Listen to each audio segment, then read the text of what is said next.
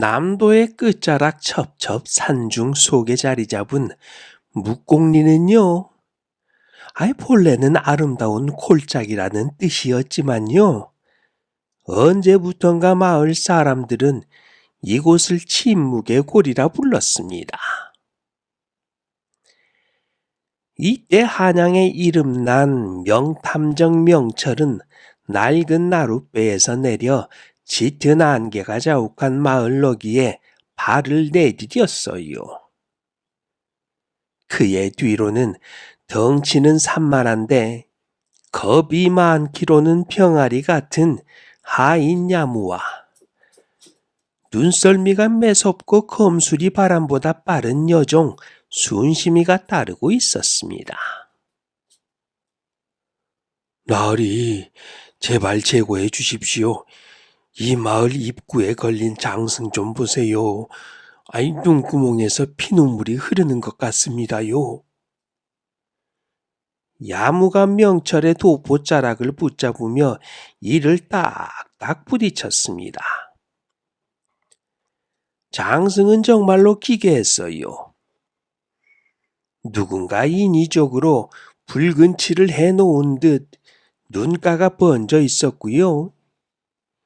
입은 비정상적으로 크게 벌려져 마치 마을로 들어오는 이들을 집어삼킬 듯 했습니다. 명철은 부채를 딱하니 접으며 장승의 얼굴을 유심히 살폈지요. 야무야, 세상에서 제일 무서운 귀신이 뭔지 아느냐? 야무가 침을 꿀꺽 삼키며 물었습니다. 무엇입니까요? 처녀 귀신입니까요? 아니면 머리를 풀고 쫓아오는 달걀 귀신입니까요? 하하하, 이 세상에는 귀신이 없느니라. 그게 농담입니까요? 아니면 조롱입니까요?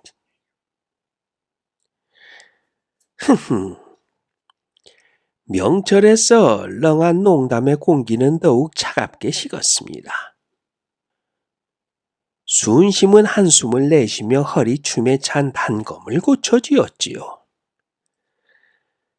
나으리, 농담하실 때가 아닙니다. 사방에서 썩은 내가 진동합니다. 이건 단순한 병마의 냄새가 아니에요. 시체가 썩는 냄새와 무언가가 타는 냄새가 섞여 있습니다. 마을 안으로 들어서자 풍경은 더욱 참혹했습니다. 집집마다 문고리에 흰 천이 걸려 있었고 길바닥에는 임자가 누구인지 모를 집신들이 흩어져 있었지요. 마을 우물가에는 하인 여인이 멍하니 앉아 바가지로 물을 뜨고 있었는데요. 가까이 다가가자 야무가 비명을 질렀습니다. 나으리, 저 여자의 얼굴이...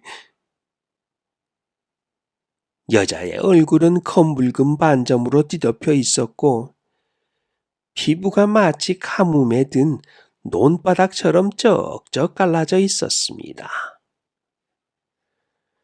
그녀는 일행이 다가와도 미동조차 하지 않은 채 빈 바가지를 우물 속에 넣고 허공을 향해 자꾸만 손짓을 했지요.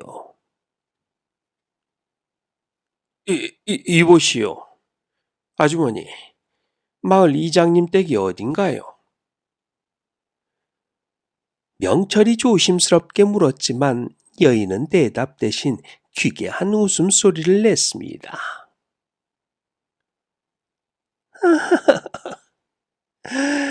온다.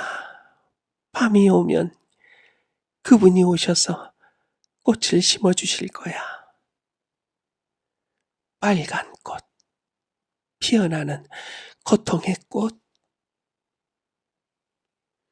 명철은 여인의 손목을 살짝 잡아 맥을 짚었습니다. 맥박은 불규칙했고 채우는 얼음장처럼 차가웠지요. 하지만 그녀의 피부 밑으로 무언가가 꿈틀거리는 기묘한 진동이 느껴졌습니다. 순심아, 마을 사람들의 증상을 잘 보아라. 이건 내가 아는 온역이나 오열자가 아니다. 혈관 속에 무언가 살아있는 것이 들어앉아 있는 모양새다. 그때 마을 뒤편 산자락에서 우두둑 우두둑 뼈 마디가 꺾이는 소리와 함께 날카로운 비명소리가 들려왔습니다. 연이어 들리는 소리는 사람이 지르는 것이라기보다는 짐승이 울부짖는 소리에 가까웠지요. 나리, 저 산 위에서 불빛이 번쩍겁니다요. 야무가 가리킨 곳에는 거대한 사당 하나가 위태롭게 서 있었습니다. 검은 연기가 사당 천장을 뚫고 솟아오르고 있었고 그 주변으로 횃불을 든 검은 옷의 사내들이 일렬로 서서 기괴한 주문을 외우고 있었지요. 야무야, 저기 사내들이 왜 검은 옷을 입고 있는지 아느냐? 왜 혹시 귀신처럼 보이려고 그런 것 아닙니까요? 아니다. 옷에 피가 튀어도 티가 안 나게 하려고 그러는 거다. 순심은 이제 대꾸할 힘조차도 없는지 명철을 앞질러 산길을 오르기 시작했습니다. 명철의 눈빛은요, 웃음기 뒤에서 번뜩이는 안광을 내뿜고 있었지요. 그는 알고 있었습니다. 이 괴질은 하늘이 내린 재앙이 아니라 누군가가 인위적으로 퍼뜨린 독이자 저주라는 사실을 말입니다. 산길을 오를수록 길가에 널브러진 시체들이 늘어났습니다. 그런데 이상한 점은 시체들이 모두 사당 쪽을 향해 기어가는 형상으로 굳어 있었다는 것이지요. 마치 죽어서도 무언가에 홀린 듯 혹은 무언가를 갈구하듯 그렇게 말입니다. 나리, 저기 시체들이 움직이는 것 같습니다요. 야무의 말에 명철이 멈춰 섰습니다. 아닌 게 아니라 어둠 속에서 시체들의 손가락이 미세하게 까닥거리고 있었어요. 시체에 벌어진 입 사이로 검은 연기가 흘러나왔고 그 연기는 살아있는 생명체처럼 명철 일행의 발목을 감싸쥐었습니다. 이건 단순한 연기가 아니다. 환각제와 아편 그리고 정체 모를 벌레의 알을 섞어 만든 동물호구나. 야무야, 순심아, 어서 코를 틀어막아라. 명철이 소매 속에서 정교하게 제작된 철제기구를 꺼냈습니다. 그것은 그가 서양의 기계장치를 응용해 만든 휴대용 송풍기였어요. 대엽을 감자 강력한 바람이 일며 일행 주변의 동물을 걷어냈습니다.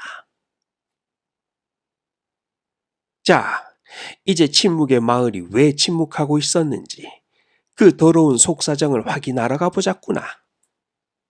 야무야, 배고프지 않느냐? 이런 상황에서 배가 고플 리가 있습니까요? 나는 지금 사당에 가면 사탕이라도 사줄까 싶어 기대가 되었는데 말이다. 명철은 호탕하게 웃으며 사당의 문을 향해 걸었습니다. 하지만 그의 손은 이미 도포 속에 숨겨진 특제 화염구슬을 꽉 쥐고 있었지요. 문 너머에서 들려오는 기괴한 난도질 소리가 점점 커지고 있었습니다. 공포는 이제 막 껍질을 벗기 시작했지요.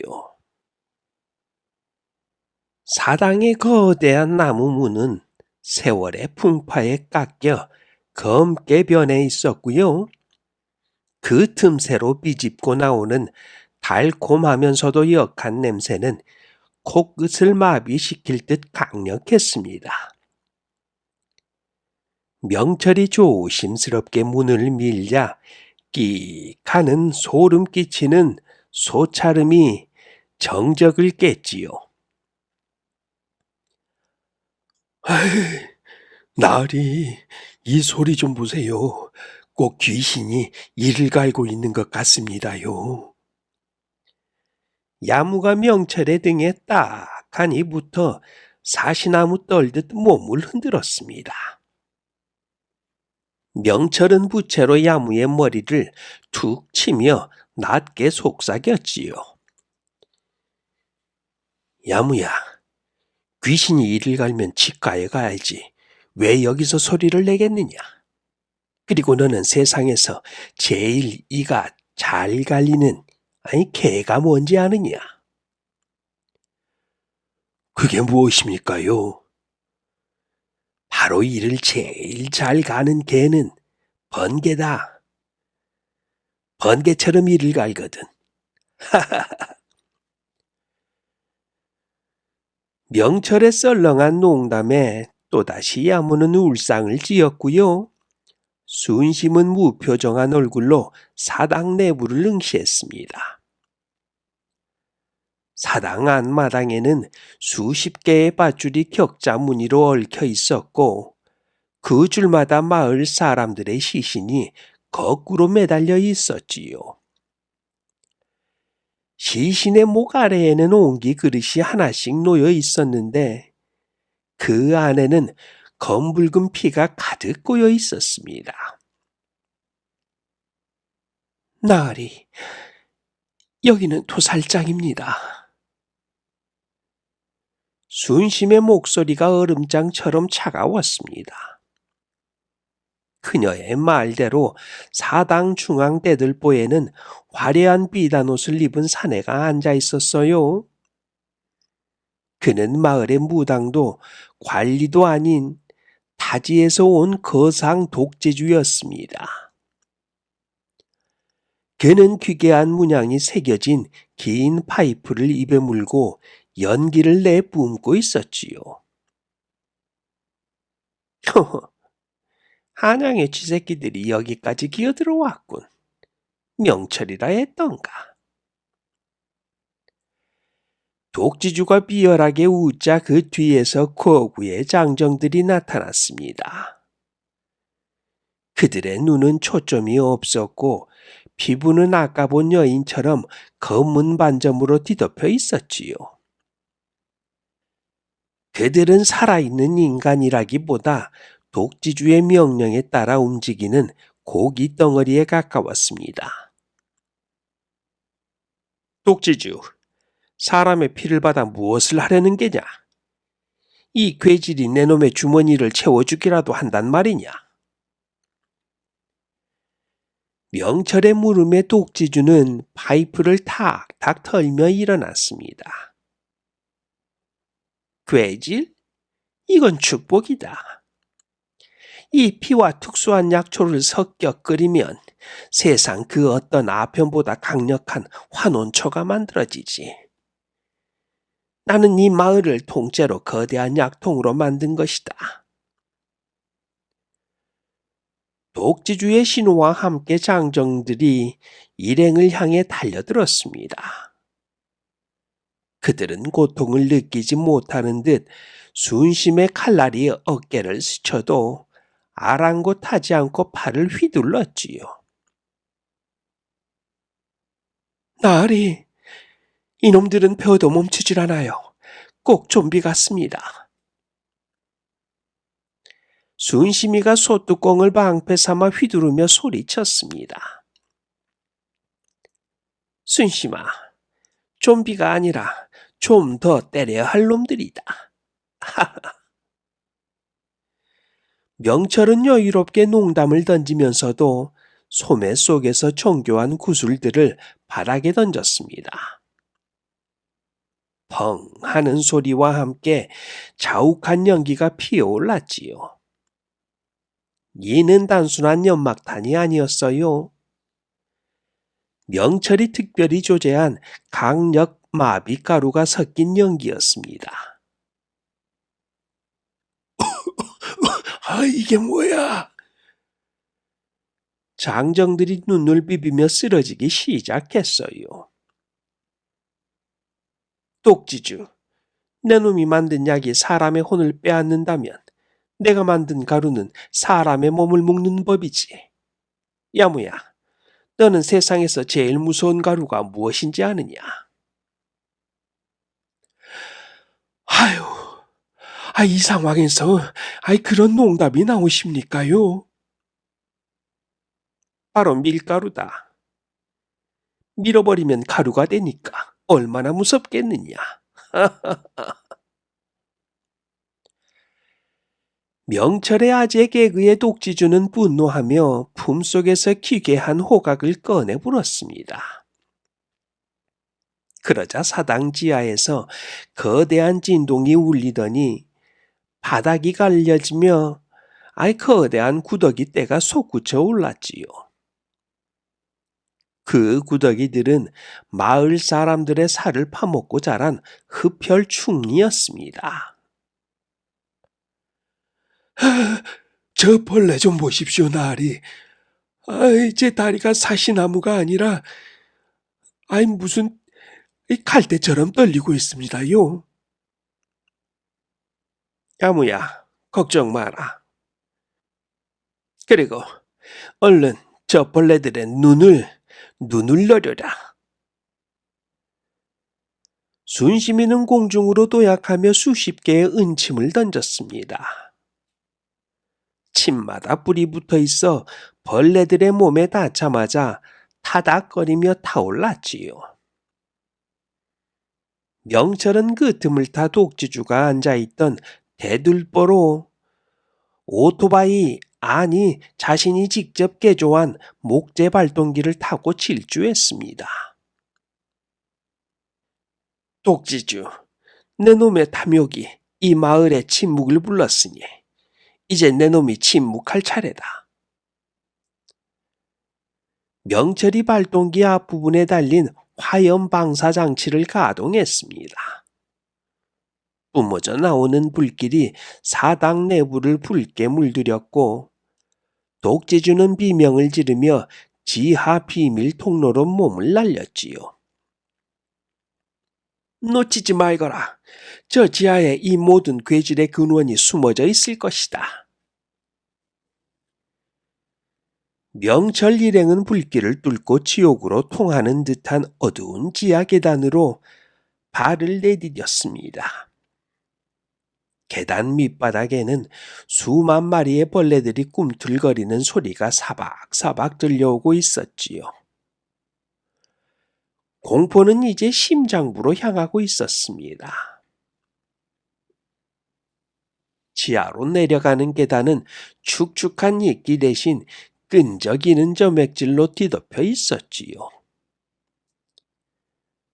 횃불에 일렁이는 불빛이 벽면을 비추자 수천 개의 벌레 알들이 포도송이처럼 맺혀 꿈틀거리는 광경이 드러났습니다. 나으리, 저 알들 좀 보십시오. 꼭 저를 보고 알랑방귀를 끼는 것 같습니다요. 제 심장은 지금 콩복듯이 뛰고 있어요. 야무가 구역질을 참으며 명철의 도포자락을 잡고 뒷걸음질을 쳤습니다. 명철은 코를 찌르는 비린내에 부채를 펼쳐 휘저으며 예리한 눈초리로 사방을 살폈지요. 야무야, 알이 방귀를 뀌면 그건 알가스냐? 그리고 너는 세상에서 제일 맛있는 콩이 무엇인지 아느냐? 아휴, 그게 무엇입니까요? 완두콩입니까요? 아니다. 바로 홍콩이다. 이번 여행은 홍콩으로 가고 싶구나. 명철의 썰렁한 농담이 지하 동굴의 메아리 쳤습니다. 순심은 차가운 눈빛으로 벽면의 알들을 단검으로 터뜨리며 나아갔지요. 알들이 터질 때마다 검은 늑체가 튀어나왔고 그 안에서 아직 채 자라지 못한 흡혈충들이 비명을 지르듯 꿈틀댔습니다. 나으리, 이 알들은 사람의 인육을 먹고 자라는 것 같습니다. 저기 구석을 보세요. 순심이 가리킨 곳에는 마을 사람들의 유골이 산처럼 쌓여 있었습니다. 뼈마디마다 벌레들이 파먹은 구멍이 숭숭 뚫려 있었고요. 그 구멍 사이로 새끼 벌레들이 드나들고 있었지요. 독재주가 말한 환원초의 주 원료는 약초가 아니라 사람의 골수와 피를 먹고 자란 이 벌레들의 진액이었던 것이었습니다. 천인 공노할 놈들, 사람을 벌레 먹이로 쓰다니. 야무야, 저기 가마솥이 보인다. 동굴 중앙에는 거대한 청동 가마솥이 끓고 있었습니다. 솥 안에서는 검붉은 액체가 부글거리며 녹색 연기를 내뿜고 있었고요. 그 주변에는 아편에 중독된 채 눈이 뒤집힌 장정들이 기계적으로 주걱을 젓고 있었지요. 오호, 여기까지 무사히 내려오다니 장하구나. 하지만 여기가 너희들의 무덤이 될 것이야. 독재주가 가마솥 뒤에 높은 제단 위에서 나타났습니다. 그의 손에는 기괴한 지팡이들이 들려 있었는데 지팡이 끝에는 거대한 모태벌레의 머리가 박혀 있었지요. 그 지팡이를 바닥에 쿵 하고 찍자 천장에서 거대한 거미줄 같은 줄들이 내려와 일행을 덮쳤습니다. 나으리, 줄이 몸을 감아요. 끈적거려서 떨어지지가 않습니다요. 야무가 허우적거리며 소리를 쳤습니다. 야무야, 걱정 말거라. 줄이 감기면 즐겁게 춤이라도 추면 되지 않겠느냐. 명철은 농담을 던지면서도 소매 속에서 정교한 절상용 톱니바퀴 장치를 꺼냈습니다. 대엽을 감자 톱니바퀴가 윙 소리를 내며 돌아갔고 명철은 순식간에 자신과 일행을 묶은 끈적이는 줄들을 끊어냈지요. 그 순간 가마솥 안에서 거대한 벌레 인간 충인이 솟구쳐 올랐습니다. 사람의 형상을 하고 있었지만 등에는 곤충의 날개가 돋아 있었고 입에서는 산성 액체를 내뿜었지요. 나으리, 저놈 입에서 나오는 물에 닿으면 녹아버릴 것 같습니다. 순심히 몸을 날려 산성 액체를 피했습니다. 순심아, 저놈의 배꼽 부위를 노려라. 저기가 벌레의 핵이 있는 곳이다. 순심이는 공중에서 3번의 회전을 하며 충인의 머리 위로 착지했습니다. 그리고는 단검을 거꾸로 쥐고 충인의 배꼽을 향해 깊숙이 찔러 넣었지요. 찌 하는 소리와 함께 중인의 몸에서 녹색 피가 분수처럼 솟구쳤고 괴물은 비명을 지르며 가마솥 안으로 거꾸로 처박혀 버렸습니다. 아이, 이럴 수가. 내 최고의 역작이. 독재주가 당황하며 뒤로 물러났지요. 역작 좋아하시네. 야무야, 저기 가마솥 밑에 불씨를 놔라. 저걸 터뜨려 버려야 한다. 명철은 직접 개조한 화약 탄환을 장전했습니다. 독재주, 내 놈의 탐욕이 이 가마솥처럼 펄펄 끓더니 이제 폭발할 때가 되었구나. 야무야, 너는 세상에서 제일 뜨거운 바다가 무엇인 줄 아느냐? 그게 뭡니까요? 바로 열바다다, 열바다.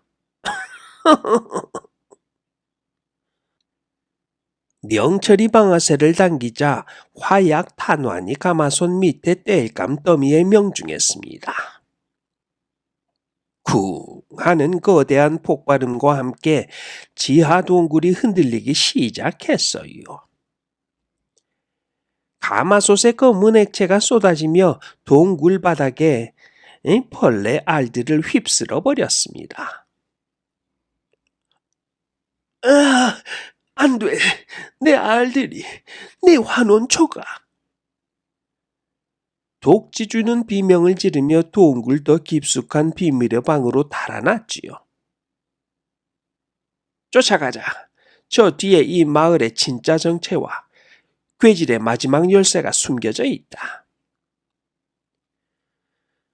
명철 일행은 무너져 내리는 동굴 천장을 피해 독지주가 사라진 어두운 구멍 속으로 몸을 던졌습니다. 아래는 끝을 알 수 없는 어둠이었지만 명철의 눈은 그 어느 때보다 날카롭게 빛나고 있었지요. 끝을 알 수 없는 어둠 속으로 몸을 던진 일행은 끈적이고 미끈거리는 벽면에 부딪히며 미끄러져 내려갔습니다. 한참을 내려가 바닥에 닿았을 때 야무의 비명이 정적을 깨뜨렸어요. 나리, 바닥이 출렁거립니다요. 꼭 거대한 짐승의 뱃속에 들어온 것 같습니다요. 야무의 말대로 바닥은 딱딱한 돌이 아니라 수만 마리의 벌레들이 뒤엉켜 만들어낸 거대한 성체 카펫이었습니다. 명철이 횃불을 높이 들자 동굴의 전경이 드러났어요. 그것은 지하 동굴의 가장 깊은 곳, 이 모든 괴질의 시발점이자 벌레들의 여왕이 거주하는 산실이었습니다. 나리, 저기 벽을 보십시오. 사람들이 나무처럼 박혀 있습니다. 야무의 목소리가 떨렸습니다. 동굴 벽면에는 실종되었던 마을 사람들이 거대한 꼬치에 쌓인 채 박혀 있었어요. 그들의 혈관은 벽면의 뿌리들과 연결되어 있었고 벌레들은 그들의 생명력을 빨아들인 투명한 인육꽃을 피워내고 있었습니다. 독지주가 말한 환온초의 진짜 정체는 바로 인간의 전기를 먹고 자란 이 기괴한 꽃이었습니다. 야무야, 저 꽃이 왜 투명한 줄 아느냐? 명철이 꽃잎 하나를 부채 끝으로 툭 건드리며 물었지요. 그거야 귀신꽃이라서 그런 거 아닙니까요? 아니란다. 투명하게 돈을 벌려고 만든 꽃이라서 그렇지. 명철의 썰렁한 농담에 야무는 울상을 지으며 제자리에서 팔짝팔짝 뛰었습니다. 나리, 지금 발밑에서 벌레들이 제 장화를 뚫고 들어오려고 하는데 농담이 나오십니까요?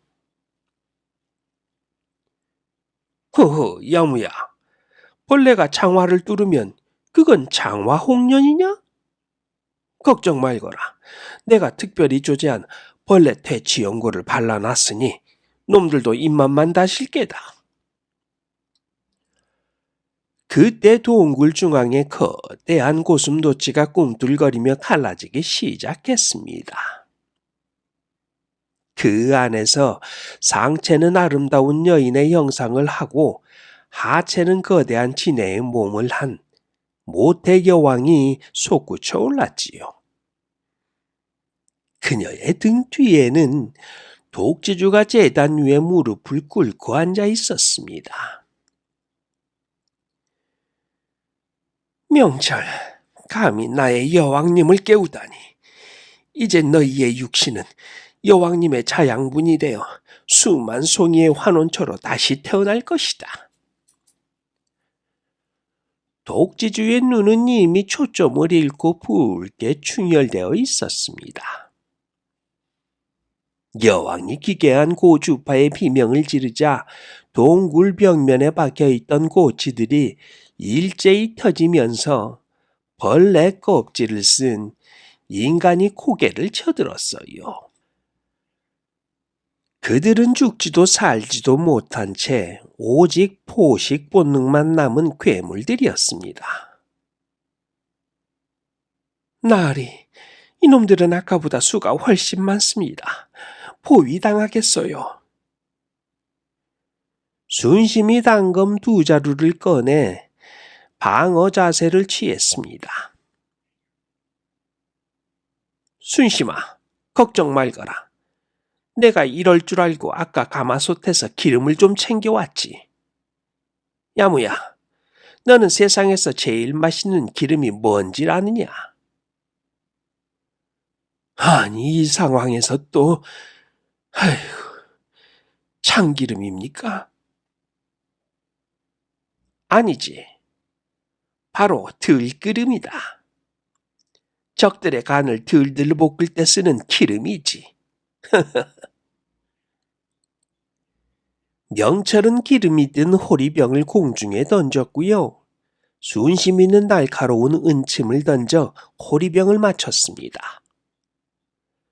사방으로 비산되는 기름 위로 명철이 화염구슬을 던지자 순식간에 동굴 바닥은 거대한 불바다로 변했지요.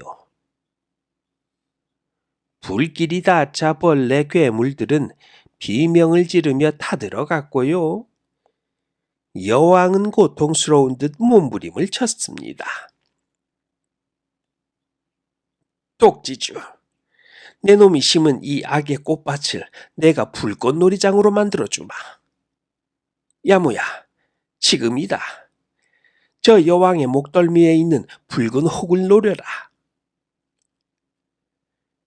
야무는 명철이 건네준 특제 속궁을 들고 조준을 했습니다.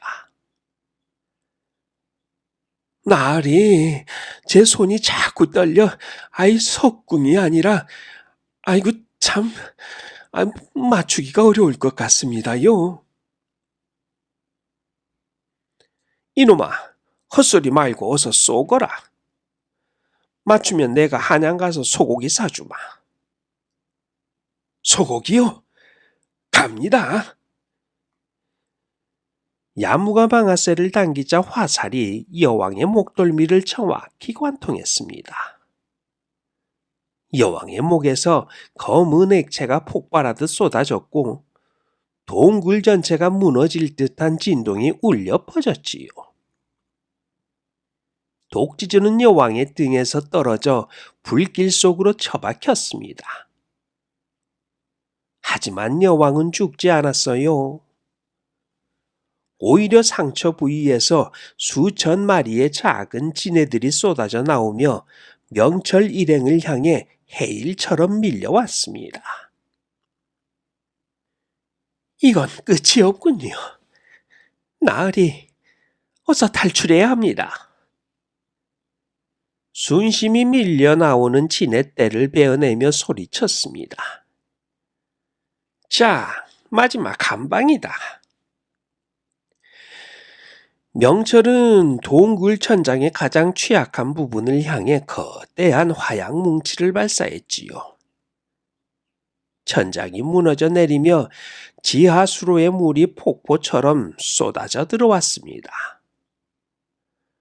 물과 물이 만나 거대한 수증기가 동굴을 뒤덮었고 일행들은 그 혼란을 틈타 위쪽으로 연결된 배수구 구멍으로 몸을 날렸지요. 뒤편에서는 여왕의 마지막 단명의 비명과 독지주의 울부짖음이 수증기 속으로 사라지고 있었습니다. 일행은 거센 물살에 휩쓸려 어디론가 빠르게 떠내려가고 있었어요. 이제 괴질의 마지막 진실이 가려지는 마을 광장으로 향하는 것 같았습니다. 거센 지하 수로의 물살에 휩쓸려 정신없이 떠내려가던 명철 일행은 마을 광장 한복판에 있는 커다란 배수구를 뚫고 분수처럼 솟구쳐 올랐습니다. 야무는 바닥에 대자로 뻗어 몸을 뿜어내며 턱하니 떨어졌지요. 명철은 젖은 도포를 털어내며 부채를 펼치려 했지만 물에 젖어 눅눅해진 부채가 펴지지 않자 헛기침을 했습니다. 순심이는 젖은 머리카락을 쓸어 넘기며 마을 광장을 살폈지요. 새벽 안개가 걷히기 시작한 광장에는 기이한 풍경이 펼쳐지고 있었습니다. 지하 시설이 붕괴되면서 지면을 뚫고 솟아오른 거대한 벌레 줄기들이 마을 전체를 뒤덮고 있었고요. 독지주의 잔당들이 마지막 발악을 하듯 횃불을 들고 마을 사람들을 위협하고 있었습니다. 나으리, 저기를 보세요. 독지주가 살아있습니다. 불길 속에서 만신창이가 된 독지주가 거대한 여왕벌레의 파편을 몸에 두른 채 기어나왔습니다. 그의 하반신은 이미 벌레의 다리들로 변해 있었고요. 입에서는 검은 액체가 줄줄 흐르고 있었지요. 그는 이미 인간이 아닌 탐욕이 빚어낸 괴물 그 자체였습니다. 명철, 내 놈이 내 낙원을 망쳤다. 이 마을 사람들과 함께 영원히 내 환원처의 밑거름이 되거라. 독지주가 비명을 지르자 마을 지하에 박혀있던 거대한 뿌리들이 꿈틀거리며 광장을 덮쳤습니다. 마을 사람들은 공포에 질려 비명을 질렀고 괴질에 걸린 이들은 발작을 일으키며 쓰러졌지요. 순심아, 저 뿌리들의 중심부, 마을 정자 밑에 박힌 모태 핵을 쳐야 한다. 야무야, 너는 내가 만든 특제 소금 화살을 준비해라. 소금요, 나으리? 지금 간이라도 맞추시겠다는 겁니까? 이놈아, 벌레는 소금에 약한 법이다. 삼투압 현상이라고 들어봤느냐? 너는 세상에서 제일 짠 소리가 무엇인지 아느냐? 모릅니다요. 바로 잔소리다. 아주 짜증이 제대로 나거든.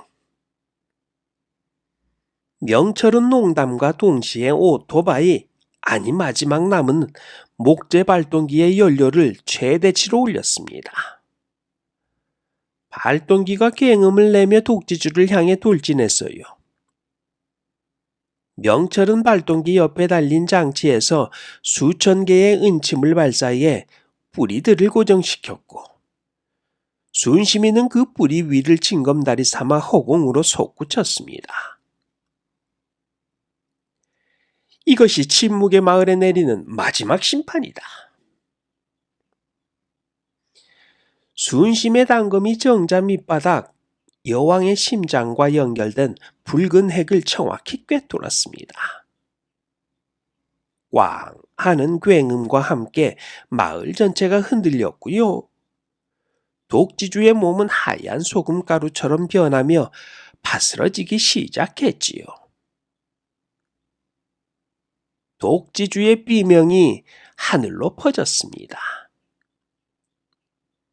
마을 사람들의 몸속에 박혀있던 흡혈충들도 숙주를 잃자 일제히 빠져나와 햇빛에 타죽기 시작했지요. 괴질의 고통에서 벗어난 백성들이 하나둘 정신을 차리고 일어나 서로를 껴안고 울음을 터뜨렸습니다. 말이 정말 끝난 겁니까요? 제 마음이 지금 심장이 아니라 안심 스테이크가 된 것 같습니다요. 그래, 야무야, 이제 침묵의 마을이 아니라 웃음의 마을이 되었구나. 명철은 기분 좋게 웃으며 마을 사람들에게 해독제를 나누어 주었습니다. 새벽빛이 마을을 따뜻하게 비추자 기괴했던 사당도 공포스러웠던 구덩이도 모두 재가 되어 사라졌어요. 나으리, 한양으로 돌아가시면 이번 보상금으로는 무엇을 하실 건가요?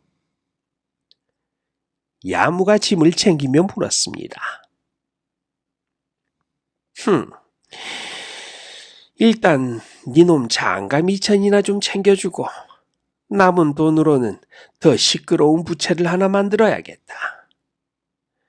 이번 부채는 물에 젖어도 농담이 튀어나오는 놈으로 말이다. 그건 제발 참아주십시오, 나으리. 야무의 절규 섞인 외청이 들려왔습니다. 곧이어 명철 일행은 멀어지는 마을을 뒤로 하고 한양길에 올랐지요. 탐욕이 삐져낸 침묵은 거쳤고 다시금 삶의 소음이 시작되는 아침이었습니다. 명철의 호탕한 웃음소리가 남도의 푸른 산자락을 타고 시원하게 울려 퍼지네요.